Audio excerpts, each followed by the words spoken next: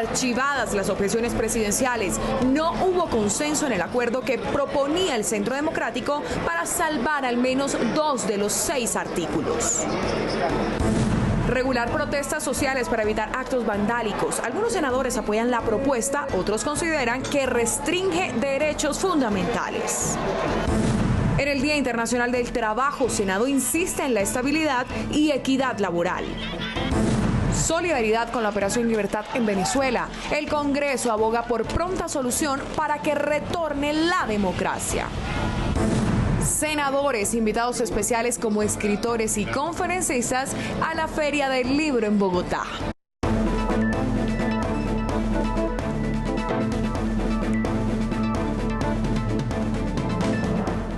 Bienvenidos. No hubo consenso para un acuerdo nacional propuesto por el Centro Democrático para salvar al menos 2 de los 6 artículos de la Ley Estatutaria de la Jurisdicción Especial para la Paz, objetados por el presidente Iván Duque. El proyecto, por decisión de la mesa directiva encabezada por el senador Ernesto Macías Tovar, pasará a la Corte Constitucional para que este alto tribunal resuelva el trámite de las objeciones. Los partidos Centro Democrático, Conservador, Mira, Colombia Justa, Libre y ASI, aliados del gobierno, rechazaron la posición de los senadores que se opusieron a las objeciones presidenciales. Insistirán en que las víctimas deben ser reparadas y que quienes cometieron delitos por narcotráfico después de la firma del acuerdo deben ser extraditados. Los partidos de coalición del gobierno y el ejecutivo afirmaron que la suerte del proyecto de la ley estatutaria de la JEP quedó en manos de la Corte Constitucional. De 108 serían 55 miembros, los 47 votos están lejísimos.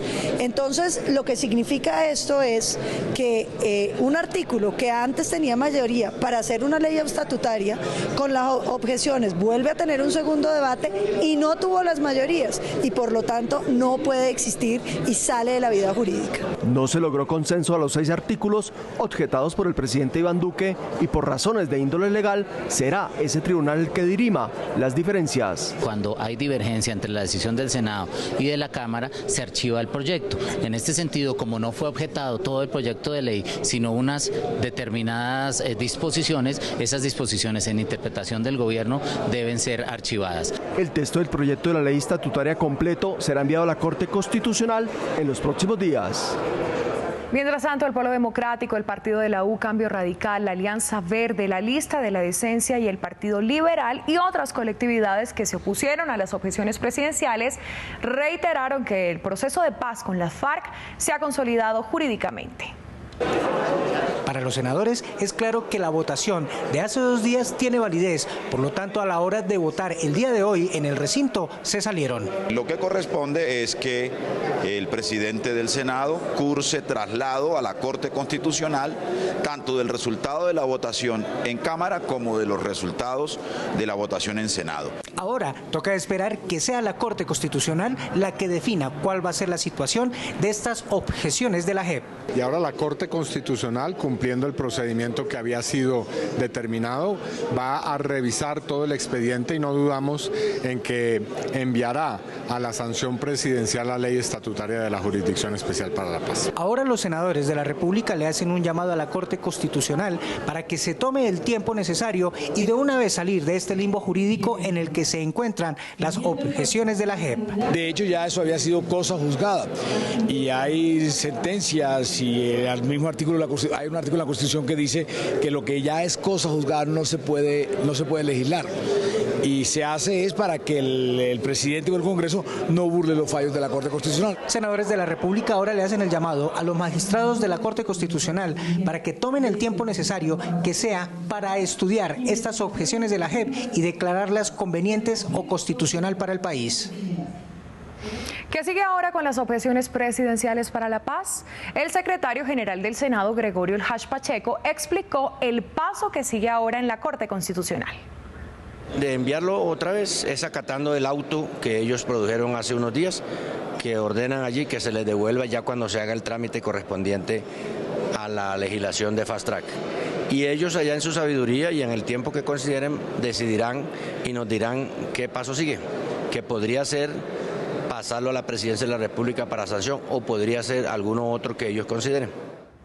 Por otra parte, comenzó en el Congreso la discusión final del proyecto del Plan Nacional de Desarrollo. La reducción del precio de los combustibles, modificaciones al sistema pensional y el desmonte de los subsidios de energía y gas son puntos fundamentales en este articulado. ¿Qué otros aspectos se destacan? Le preguntamos a nuestra compañera Ana María Sandoval en el Senado. Así es, Carol, buenas noches. Pues el Plan Nacional de Desarrollo tiene 349 artículos que tendrán que ser estudiados por la plenaria del Senado de la República. Hasta ahora me acompaña la senadora María del Rosario Guerra, quien es ponente del Plan Nacional de Desarrollo. Senadora, ¿por qué es tan importante sacar adelante este proyecto? El Plan Nacional de Desarrollo es la hoja de ruta del gobierno del presidente Iván Duque. Están materializadas no solo las metas, sino los grandes programas y proyectos que le propuso a los colombianos, pero también ha sido un instrumento donde se han podido incorporar en las bases del plan temas estratégicos en materia de educación, de deporte, de salud, de los sectores que son estratégicos para la equidad, el emprendimiento y la legalidad. Precisamente, senadora, ¿cuáles son los principales puntos objetivos de este plan de desarrollo? Yo quiero resaltar las metas, que 7 millones de niños tengan alimentación escolar, que 1.900.000 jóvenes tengan la jornada completa, que los menores de 5 años, alrededor de 2 millones de niños tengan una atención integral, que haya 600.000 mejoramientos de vivienda, 520.000 nuevas viviendas, pero adicionalmente a ello poder sacar de la pobreza a 2.800.000 colombianos, entre otros temas. Senadora, muchas gracias. Pues el Plan Nacional de Desarrollo tiene plazo para ser aprobado hasta el próximo martes 7 de mayo. Esta es toda la información desde el Congreso de la República. Ana María Sandoval, NS Noticias. Gracias, Ana María, por esa información. Los desmanes que vivió Bogotá hace unos días cuando encapuchados causaron daños a la Catedral Primada y la Plaza de Bolívar llevaron a varios senadores a plantear la regulación de las protestas sociales para proteger los bienes públicos y privados y también la fuerza pública.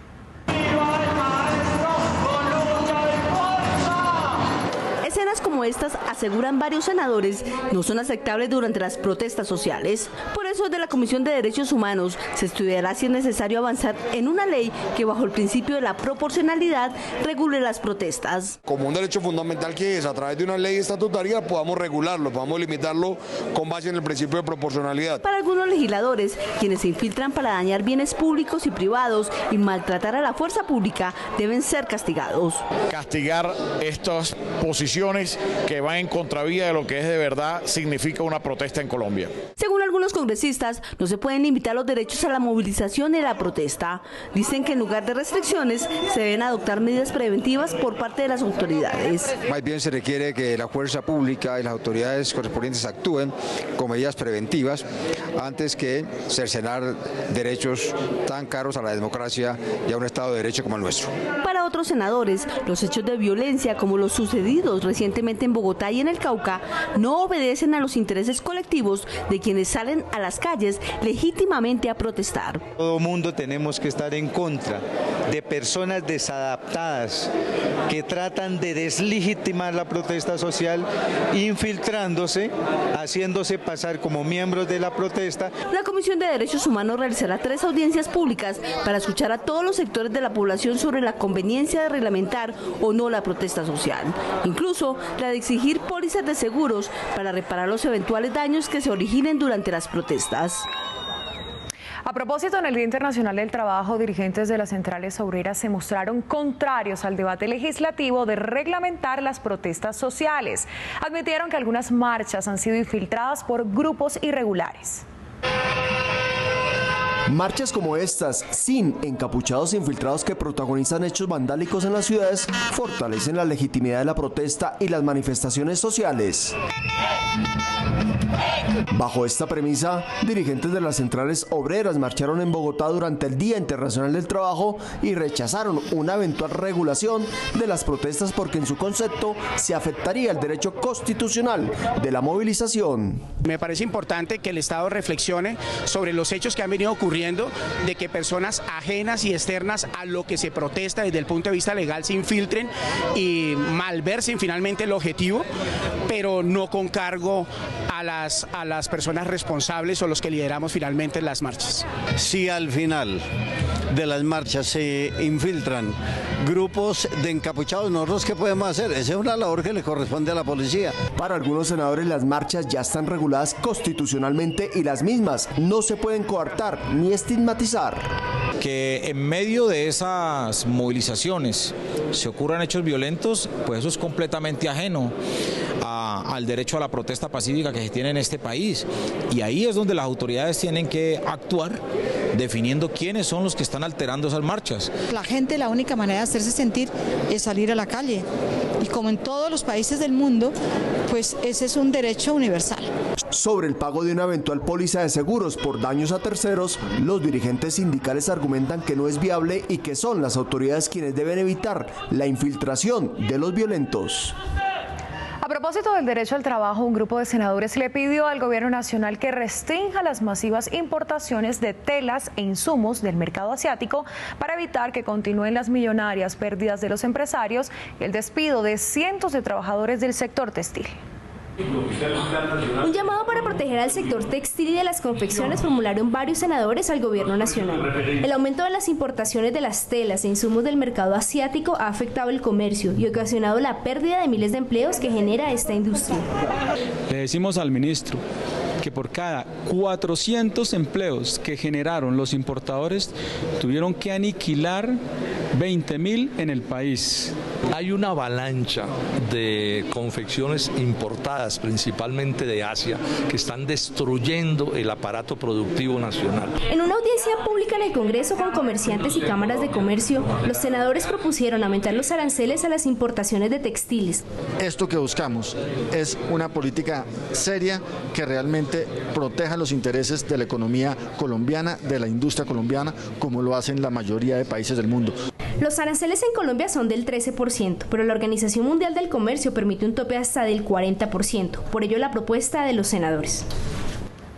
Continúa la confusión y la tensión política en Venezuela. En las últimas horas se confirmó el saldo trágico de 4 personas muertas y 130 heridos. Ante estos hechos, un grupo de senadores expresó su solidaridad con el pueblo venezolano y pidió el retorno de la democracia.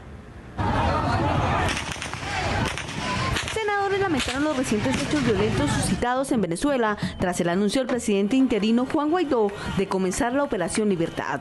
Rechazar contundentemente todas esas violaciones a los derechos humanos, las tanquetas pasando por cuerpos de venezolanos, los francotiradores. Aseguran que la comunidad internacional, específicamente el Grupo de Lima, debe seguir presionando para restablecer la democracia en Venezuela. Desde el Congreso hacemos un llamado a la comunidad internacional para que sigamos ejerciendo esa presión de que el pueblo venezolano sea liberado de esa dictadura. Hoy la obligación que tenemos los demócratas del mundo es apoyar a Venezuela durante estas horas en todo este proceso y en lo que viene para la reconstrucción del país. Los legisladores enviaron mensajes de solidaridad al pueblo venezolano y aseguraron que la única salida es realizar elecciones libres. Lo que sigue ahorita es tener la calma, la paciencia para que pueda haber una salida democrática en Venezuela o unas nuevas elecciones o una salida por las buenas del señor Maduro, porque lo que sí no queremos bajo ninguna circunstancia es un derramamiento de sangre. Y que se busque unas elecciones generales, es lo mínimo que debe hacer alguien que está pendiente y que es consciente de que no se está llevando por buen camino un país. La convocatoria de Guaidó de salir a las calles de su país también se extendió a Bogotá, Cúcuta, Riohacha y otras ciudades fronterizas. El caso del asesinato de un exintegrante de las FARC en Norte de Santander llegó al Senado de la República. Por este hecho serían citados a debate de control político el ministro de Defensa y altos mandos del Ejército. Los investigadores manejan diversas hipótesis. Senadores de diferentes partidos le pidieron a los organismos de investigación llegar hasta las últimas consecuencias para establecer las verdaderas causas del homicidio del exguerrillero Dimar Torres en Convención Norte de Santander. Es el ejército de los colombianos y obviamente los colombianos tenemos formas de controlarlos. Tenemos procuraduría, tenemos fiscalía, tenemos jueces. Y pues estamos atentos a que se dé ese informe por parte de la Unidad Especial de Investigación de la Fiscalía. Una de las hipótesis en la que trabajan manejan los investigadores es que el asesinato de Torres se habría producido por un ajuste de cuentas derivado del narcotráfico. Algo pasó ahí, algún negocio mal hecho, alguna plata que no se entregó.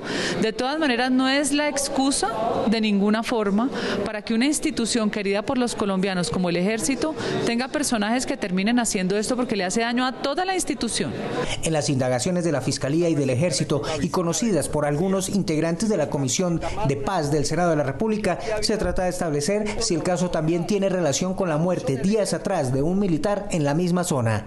Es decir, que van confluyendo en lo que puede entenderse como que sí hay una continuidad de hechos que permiten desconfiar a la comunidad. La región donde ocurrió el asesinato, la aldea Campo Alegre en Convención Norte de Santander, alberga extensos cultivos de coca y es una de las zonas más complejas por la presencia del ELN y bandas criminales, que se extiende a los municipios del Carmen, El Tarra, Acarí, La Playa, San Calixto, Sardinata, Teorama y Tibú. Senadores propusieron al gobierno establecer una cuota de responsabilidad ambiental a las empresas que exploran y explotan los recursos naturales. Además, insistieron en que las acciones terroristas contra los oleoductos y las reservas naturales deben ser duramente castigadas por la justicia.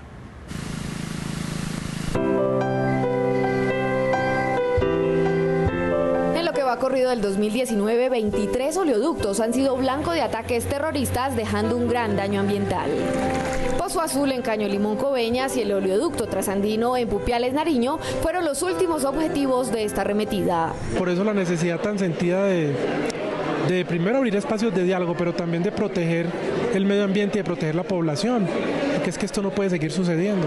Estos daños ambientales son causados por grupos delictivos, por eso desde el Senado se le pidió al gobierno de Iván Duque que retome los diálogos con el Ejército de Liberación Nacional. Hoy hay que hacer un llamado al ELN que busquemos otra alternativa, que busquemos alternativas del diálogo y no a través de los mecanismos de voladura de oleoductos que simplemente está afectando no solo a la economía de nuestro país, sino está afectando a nuestros pequeños productores que son los que están en este momento labrando en nuestros campos. Aunque hoy existen leyes de responsabilidad ambiental que buscan mitigar este tipo de daños ambientales, para algunos senadores no son suficientes y urge que se legisle frente al tema. Yo pienso que debemos tener una legislación un poco más fuerte que exija mayor resarcimiento del daño causado y obviamente la afectación que se le puedan producir a las comunidades. Adicionalmente a los atentados terroristas, algunos senadores insisten en mayores compromisos por parte de las empresas para mitigar y compensar los daños que acaban con el ecosistema, contaminan los afluentes y afectan la salud de las comunidades ribereñas. La Comisión Primera del Senado continuó el debate sobre la reforma a la justicia y en la que se plantean ajustes a la estructura de la administración del Poder Judicial.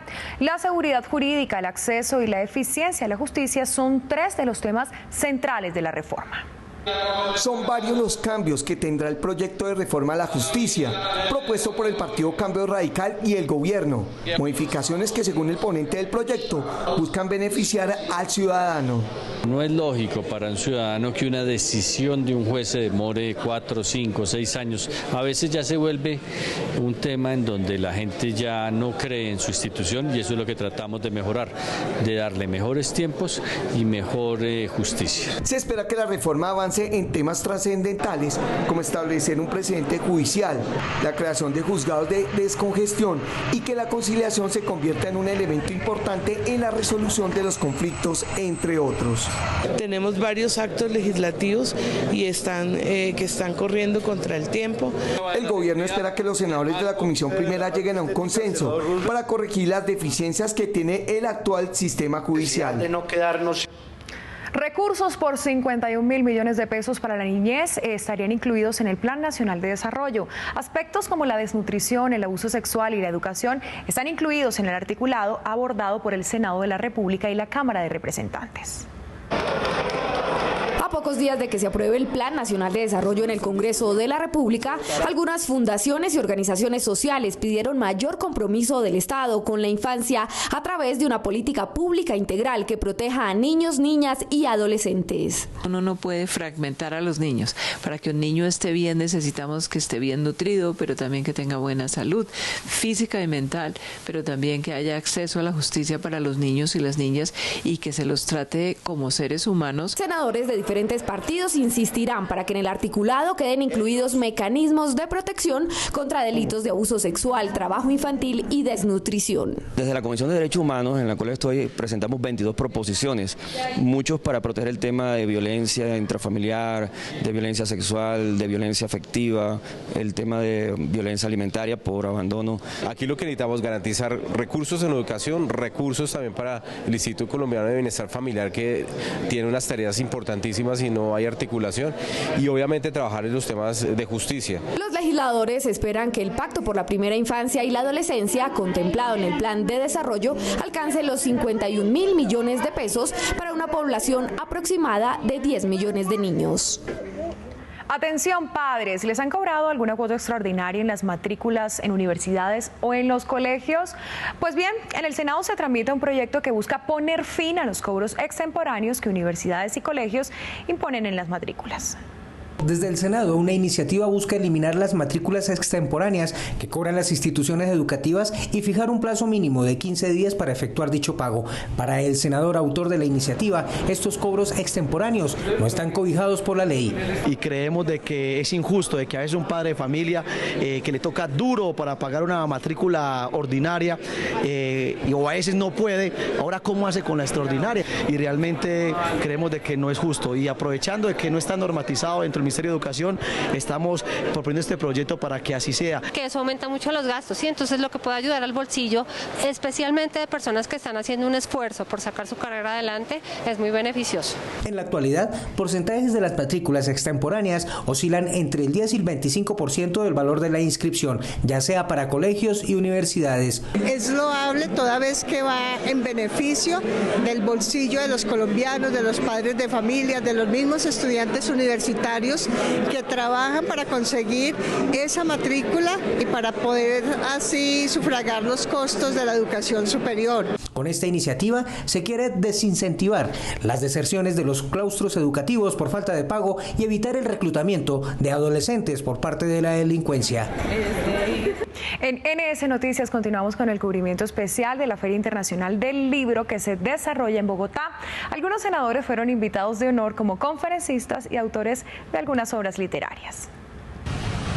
Venezuela se está convirtiendo en la nueva Siria. Estas fueron algunas de las reflexiones del senador Álvaro Uribe Vélez en el conversatorio ¿Qué pasa en Venezuela?, realizado en el marco de la Feria Internacional del Libro de Bogotá. Al Grupo de Lima, gran estrategia. Durante el lanzamiento de la obra Venezuela en su laberinto de la periodista venezolana María Angélica Correa, el jefe del Centro Democrático habló de la crisis humanitaria, política, económica y social que vive el vecino país. Esto no es una simple dictadura, una dictadura bananera, nuestro problema no es Nicolás Maduro.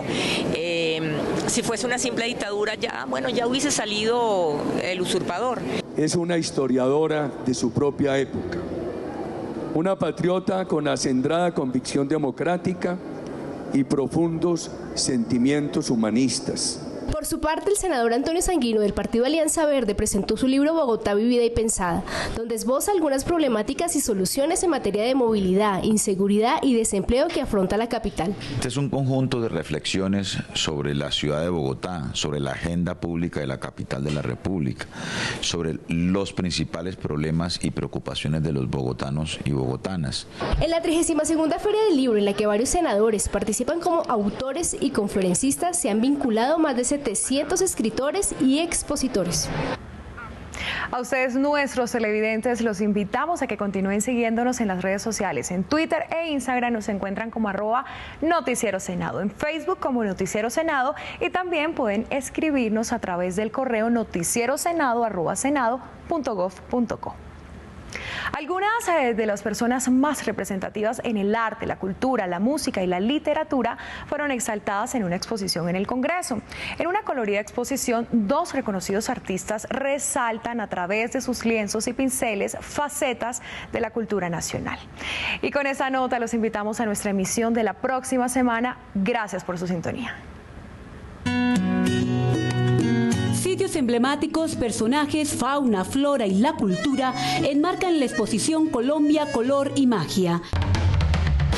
La artista plástica Elizabeth Haddouk resalta a través de la literatura, el arte y la música las raíces colombianas. Mi obra se destaca por los colores fuertes, los colores intensos, porque da una idea de imágenes alegres. Un hijo de la Escuela de Bellas Artes de Bogotá también comparte sus creaciones desde lo cotidiano del país y su gente. Sus pinceles se nutren de color, luces y volúmenes. Haciendo un homenaje en arte moderno, invitando a todos los maestros internacionales como Alejandro Obregón, los rusos y los norteamericanos. Enriquecer la agenda cultural y respaldar los nuevos talentos es la consigna que desde el Senado respaldan la labor del artista nacional. Nuestros artistas, tanto pintores, escultores, actores, escritores, pues es la mayor exposición que tenemos de nosotros como sociedad. Las obras exhibidas en el Capitolio y el edificio nuevo del Congreso muestran a grandes talentos, también elementos simbólicos del patrimonio de la nación.